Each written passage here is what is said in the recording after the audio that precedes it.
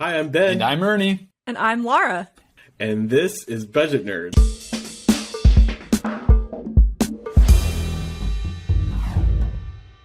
It was all your mind. You are not alone. No, you are not. And Ernie and I are not alone either because we have Laura with us today. Welcome, Laura. Hello. So happy to be here. So happy. Laura is a part of the YNAB team. It works in support. And right away at the launch of Budget Nerds, reached out and said, guys, got to be on this show sometime. So, Laura, we are happy to finally have you on Budget Nerds. I know. It's true. Check our Slack history between the three of us. I reached out. I said, I just watched the first episode of Budget Nerds, and I need to be on this show. Wow, it was the first episode then. Awesome. Love it. Maybe the first or second, yeah. And we told you definitely at some point, and 10 months later, here we are. So we're doing it. All right, so you need to reveal your nerdiness, right? So prove to us all that you're a budget nerd. Actually, you don't need to prove anything. But why don't you just kind of tell us a little bit about the YNAB journey. So, when you discovered YNAB, and then maybe when you started working at YNAB and all that good stuff. Yeah, sure. Well, I wish I had a perfectly documented, history of exactly when I found YNAB, but I don't fully remember. I think it was a Facebook ad or something like that. Okay. I had already been using Quicken for a while, and I don't even remember why I decided to switch or anything, but I got into YNAB. I believe it was 2013. It was in the days of YNAB 4. And I just really liked it, and I just immediately fell in love with it. So I've been using it ever since then. Now you said Quicken. And I immediately switched to the web version when that got released in 2016. I think my old budget started on January 1st, 2016. So that was pretty sweet. It was the same for me. I remember I was skeptical and I set it up. And I was like, I'm going to run my YNAB 4 budget and the web one. And I'm going to do both for a little while. And then I got used to it pretty quick and switched over. So. Yep. Well, and it's funny because I used YNAB 4 for a couple of years, but at this point, I barely remember it. It's it's lost in my in my mental memory. So I'm all for the current YNAB. I still have it on my computer, and I'll pull it up every once in a while just for a nostalgia trip. Wow, that's impressive. So that's fun. A true budget nerd, Ben. And to also further prove my nerd status, I used to binge the Whiteboard Wednesdays when those were a thing. Guilty. That was my jam. Those were awesome. Yep. Yes, if you don't know what Whiteboard Wednesdays are, Jesse used to come on with a whiteboard, and it's so nerdy. I mean, if you want the original, the OG budget nerd, just search that up. You'll find it. So you can imagine my utter delight when I got to visit the location where Whiteboard Wednesdays was filmed, and I saw the whiteboard. So that was pretty awesome. It is a tiny room. It's smaller than you think. It's like a tiny little closet. There you go. So it sounds like, Laura, that your nerdiness goes way back because you mentioned using Quicken. Oh, yeah. So, I mean, back in high school days, are you balancing your checkbook? How far back does this go? No, so it all started when I was going off to college.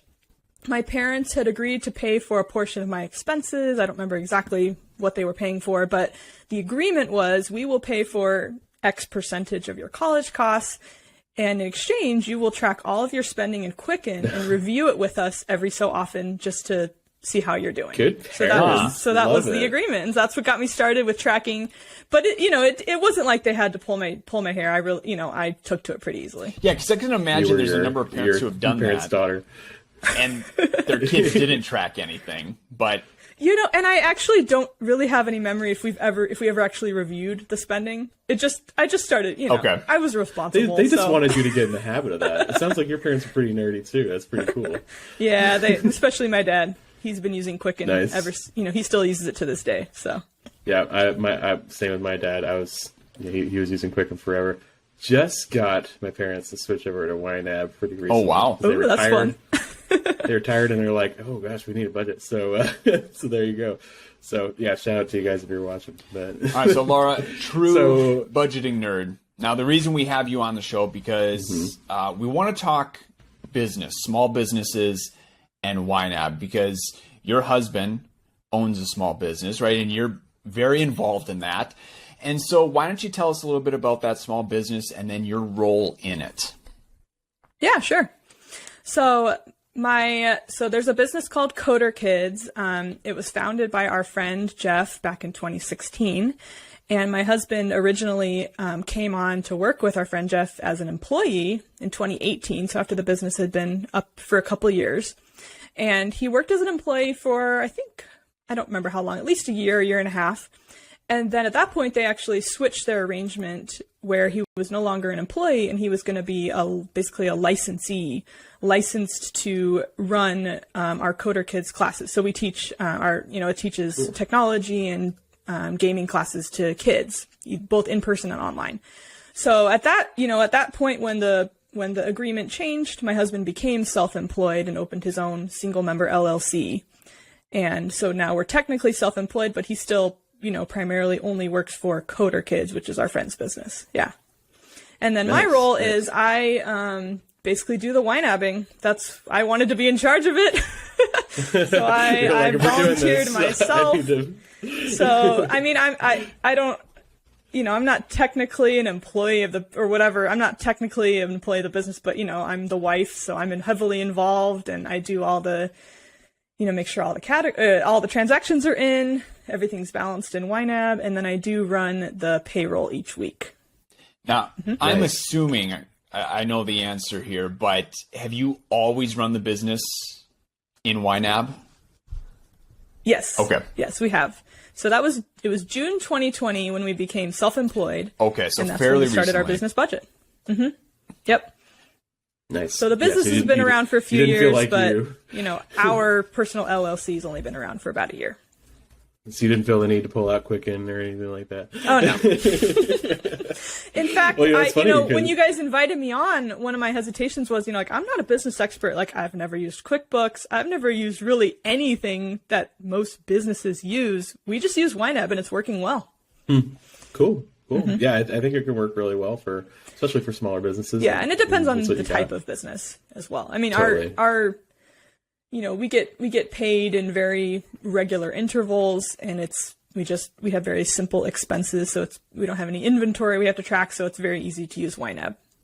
Now you mentioned, well, let's talk about pay. Yeah, because you're kind of using the profit first principles. Is that right? So tell us a little bit about that. I really don't know anything about profit first. I mean, I've heard it mentioned. So Profit First is a book.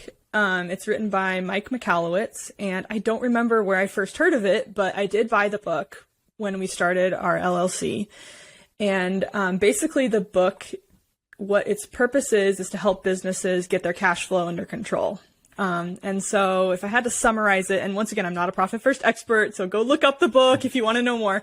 But basically the principle is here's an example. How if you have a project to do and you have a week to do it, you'll basically probably take that whole week to finish the project. But if you have one day to do it, you'll figure out a way to do it in one day. Right? Absolutely. So it's kind of this principle that, you're going to fill up the space you have, or demand is going to fill whatever area it has to work with. So that's the principle it's based upon. And so this book teaches you how to, once you have your initial revenue that comes into your business, typically, the typical definition of what profit is like you have your revenue, then you subtract your expenses, and whatever is left over is your profit.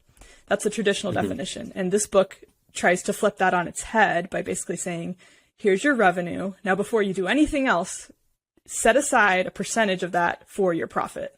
Set aside a percentage of that for your taxes. Set aside a portion of that for your owner's pay. And then what's left over? That's your expenses. You have to run your business on what's left over. So that's kind of the basic framework of it. And it works super well with YNAB. I mean, I think YNAB and Profit First are just like, they fit together like hand in glove. It's almost like the rich dad, poor dad, like pay yourself first principle kind of thing. But it's like for business, right? You pay yourself and then you work with what's left over instead of doing all your stuff and then working with what's left over after you run your business. So exactly. That's really clever. And since we started our business with these principles in mind at the beginning, and luckily our business has plenty of margin so that it wasn't too difficult, but right out of the gate, we already know this is how much money we have to run this business. We got to figure out how to do it. Right, right. So does that help with the variable income? Because you talk to self-employed people, and they're always pulling their hair out because their income is all over the place. Absolutely, I guess 100%. because of this, you kind of have more of a steady personal income out of your business, right? Yeah. So I have a pretty systemized process I go through each time we receive our revenue from Coder Kids, because like I said, we get paid a portion since we're licensees. We get paid a portion of all the business's revenue. So that comes into our bank account. And from there, I distribute it into our YNAB categories according to our percentages that we've set from from the recommendations from this book. That's where we've gotten kind of our first set of percentages that we use. So, the percentage that we put into our owner's pay category, that's the category that we can pay ourselves from.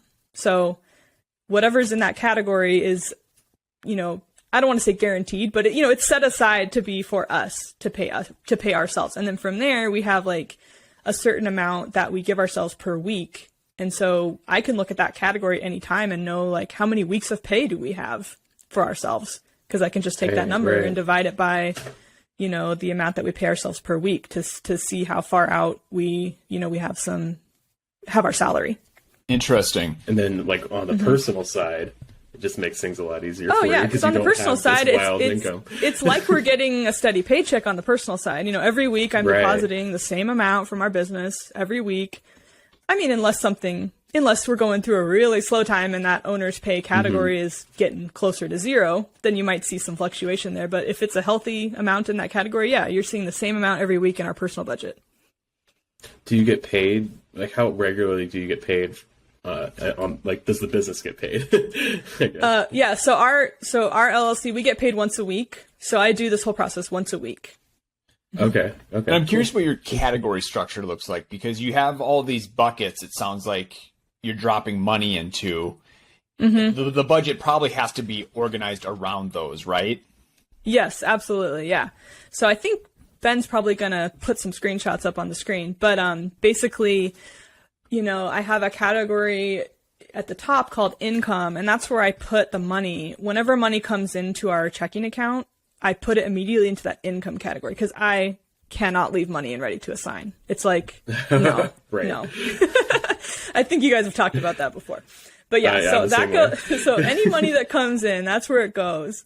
And then the next category you'll see on the list is our contractor fee. So if you read the Profit First book, you'll read that before you do any of your percentage distributions, you first have to pay your contractors, because that's the payment that gets you your revenue in the first place. So we pay our contractors like your payroll first. Yeah, exactly. So we pay our contractors first, and we every week we'll have our instructors who teach all of our online courses. They submit their timesheets of how much they need to be paid. So then we know how much to pay them. So I move money from actually what I do, since we're getting nerdy, I'll just tell you exactly what I do. Yes. So I put the money in the income category, and then I move it back to ready to assign when I'm ready to actually do all my budgeting work. Right. Yeah. So the income is just like a holding place for a little while. And so first I have to move money to contractors to cover, our weekly bill for them. And then from there, I split it up via percentage into our other sections. So some goes to profit, some goes to taxes, some goes to owner's pay, and then the rest goes to operating expenses for the business. And it's interesting. So I guess you kind of have this arranged by priority, and you put the contractors ahead of owner's pay, because, like you said, you're not going to have a business if you don't have these contractors, or if you had regular employees, it'd be like a payroll. Well, regular employees are different. They're down in the OPEX area, because that. Oh, so you have regular employees too? Well, we have one assistant, so we're very small. But regular employees are different because that's a labor cost that doesn't change depending on how much revenue that comes in. Whereas contractors, literally, like if I teach one class, we have to pay one instructor. If we teach two classes, we got to pay two instructors. So it's proportional to the amount of revenue that comes in. So that's why that comes out first. So for your assistant, you can kind of just have a target, and it's just exactly. She gets paid about the same every week, depending on her hours, of course. But so that's more of a steady expense. Interesting. Okay. Yeah, but the contractors are, you kind of put that at the top because when you're distributing the income. Yes. You distribute that it goes first, proportionally. and you'll notice that I don't know if you can see this on the screen, but I've actually moved the profit and taxes category to the very bottom of the budget because those are like the do not touch categories. You know, for this system that we're using to really function well, you've got to put money in those categories and it is sacred. Do not touch those categories. Okay. If you do, you're messing with the ability to pay your taxes. You're messing with the ability to have value coming out of your business, you know, for a profit distribution. So I like to set those at the bottom and, you know, they don't really need to be looked at very often. Let's talk. I have lots of questions. I'm so curious about this. Let's talk about the difference between owner's pay category and profit. Because I think when you own a business and you're also paying yourself a salary, I think there's a lot of confusion about what's the difference between profit and like a salary for yourself. Yeah. And yeah, sure. So once again, I'm not a business expert, but you know, we learned, you know, in reading the Profit First book, we learned that, you know, in order for like a business to really serve you and be a blessing to you, you need to be able to pay yourself from this business and not just like reinvest every single thing that, you know, every single leftover dollar back into the business. I mean, some people choose to do that. Some people choose to go without a salary for a while to build up the business, but we weren't in that situation and we needed to pay ourselves. So, yeah, so that's kind of the idea behind owner's pay is, you know, you have to be able to pay yourself in order to keep operating the business and, you know, supporting your family. And then the profit is, as far as I understand it, that's just like making sure that the business isn't eating up everything it brings in. It's like that little cushion. Right? Yeah, it's the profit. I mean, there's no other way to really describe it. It's that cushion. Right. And what happens to that category is in the Profit First system, every quarter, you take the money, you leave half of that money in the category to just sit there as an emergency fund for the business. And the other half you get to take as a distribution for yourselves to celebrate. Cool. Okay. Yeah. Yeah, because you have like two roles in your business. I mean, or at least your husband James does. Like, James is an employee of the business technically because he works in the business, so he gets a salary for that. Yep. And then also the owner. So as an owner, you get a distribution of the profit of the business. Yeah, so that's really interesting. So I'm curious. And so the system is good because it's a way to help ourselves know ourselves what we could realistically pay ourselves as owners pay without jeopardizing other aspects of the business. Yeah. Now, really backing cool. up a few comments, you mentioned some of those sacred, untouchable categories. I'm curious, do you take that extra layer of protection and maybe put that money in different accounts, or do you just kind of keep one business account that everything runs through? That's a really good question. So there is one way that we do not follow the Profit First method to the T, and I will be heretical for saying this, but when using Profit First according to by the book, you would have separate accounts for all of these categories because most people maybe don't have YNAB.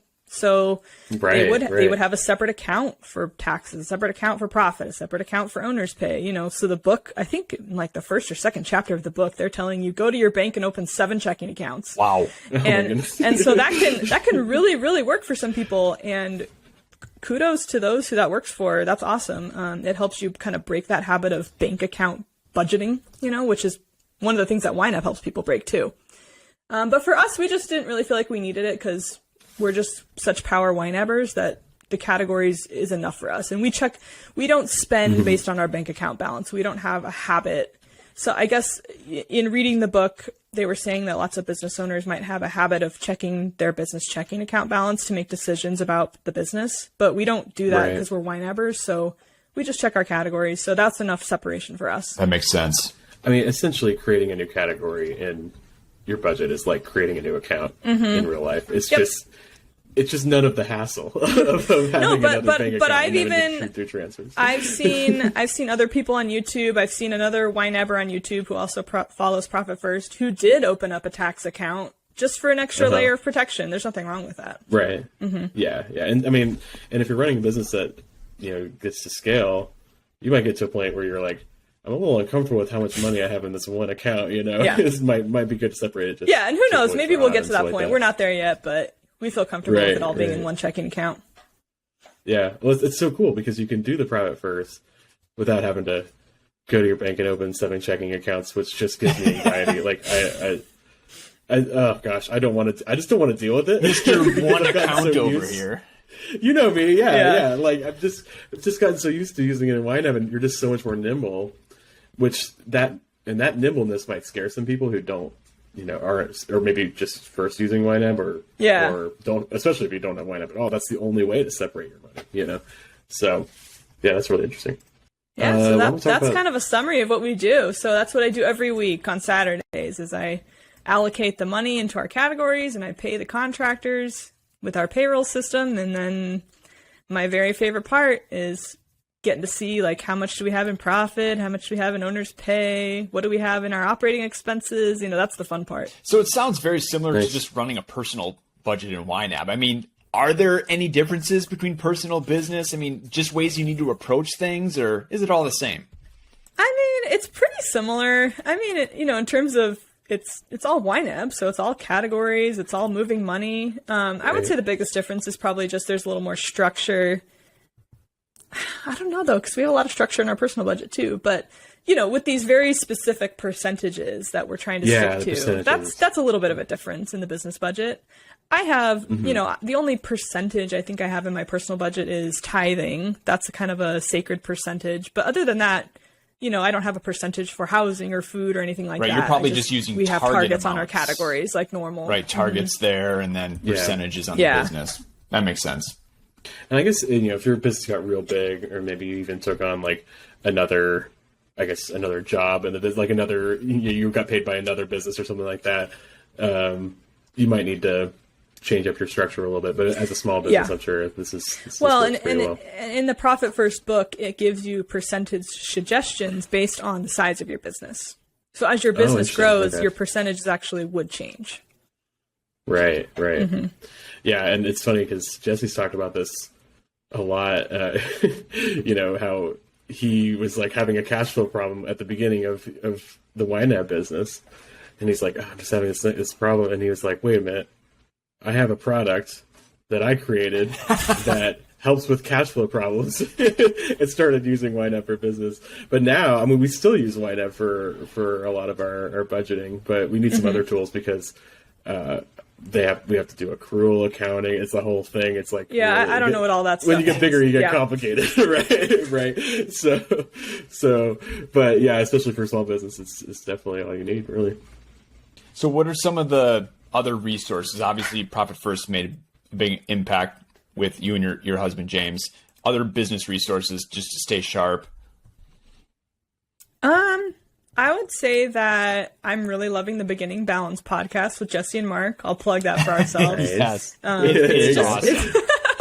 I've listened to all the episodes. Yeah, they're just two smart guys, and they don't just talk tactics. They even talk like emotions behind it all, which is really cool. If anybody doesn't know, we have a new podcast. We've had the YNAB podcast for years and years and years, but now we're a fleet of podcasts. We have two. And we have a podcast called Beginning Balance with Jesse and Mark Butler. So, check that out. We'll put a link in the description for y'all.